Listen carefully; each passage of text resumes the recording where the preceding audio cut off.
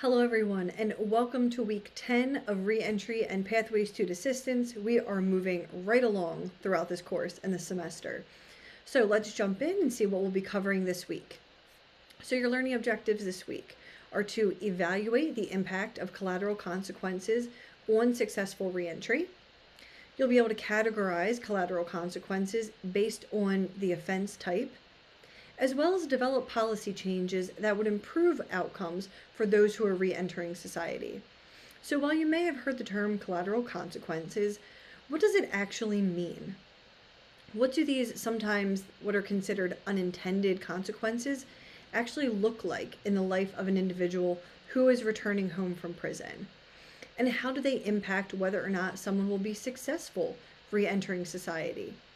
What we're going to look at this week is how these consequences can really hinder an offender or an individual from accomplishing basic tasks, such as finding a job, securing housing, or even furthering their education, all based on what we're considering collateral consequences. So these consequences have what we consider a trickle-down effect that just bleed into every aspect of the re-entrant's life. So I want you to take a look at and consider the one mistake, two paths graphic that's in this week's module. Just take it as a simple illustration of how just one conviction can impact a person's life for the rest of their life. One event, just one moment in time in that person's life, how that impacts the rest of their life. So, what are you going to review this week? Well, you're going to read This Individual May or May Not Be on the Megan's Law Registry. You'll read Collateral Consequences of Punishment, a critical review and path forward, as well as Chapter 6 of Homeward. Then I do want you to watch the last thing on the list here, the Barriers to Re-entering Society After Prison video, which will just help tie in all of the information we've covered from this week's material to show you how that plays out. And then we have a few extra readings on here. So the nonviolent drug convictions, looking at stakeholders' views on potential actions to help address those collateral consequences, as well as the National Inventory of Collateral Consequences of Addiction. And then there's two briefs, one on employment research and one on family research. These extra readings are just going to help to bolster your knowledge about collateral consequences and the effects of them. So the top three are your main readings. Again, look over the learning objectives, look over the assignments that are due this week that I'm going to go over in a second, and determine what information you really need to be getting out of these readings. Maybe you don't need to read all of them in full. And then your things to do. So you're going to submit your week 10 quiz question. Then you'll complete your week 9 quiz. Again, you may want to complete the week 9 quiz before jumping into the week's material. And then you'll complete the Collateral Consequences discussion board.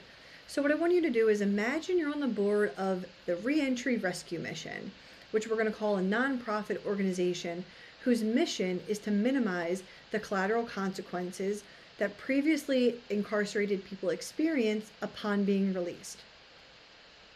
So this Reentry Rescue Mission assists reentrants with finding employment, securing housing, and navigating the numerous other restrictions that can be placed on them as a result of their conviction. So the Reentry Rescue Mission intends to submit written recommendations to the Pennsylvania State Legislature outlining the detrimental effects of these consequences, as well as changes that would improve outcomes for those who are re-entering society. So you're imagining that you're on the board of this Reentry Rescue Mission. What I want you to discuss in your discussion board is what recommendations will you make as a member of the board? What recommendations or changes to these collateral consequences could be made to improve the lives of those who are re-entering society? I always love seeing responses on this discussion board because this is such a, I'm not going to say it's a polarizing one, but there are some consequences that certain people feel should remain and should stay because it protects public safety or for other reasons. And then there's others who fully disagree with that and think that they should be removed. So it's really interesting to see everyone's perspectives here on which consequences could be removed. So consider all of the week's materials when you're writing your response here. As always, you can contact me via email and phone, or shoot me an email, shoot me a message, and we can set up a time to meet over Zoom if you have any questions or you want to meet to talk. And as always, again, have a wonderful, wonderful week, everyone.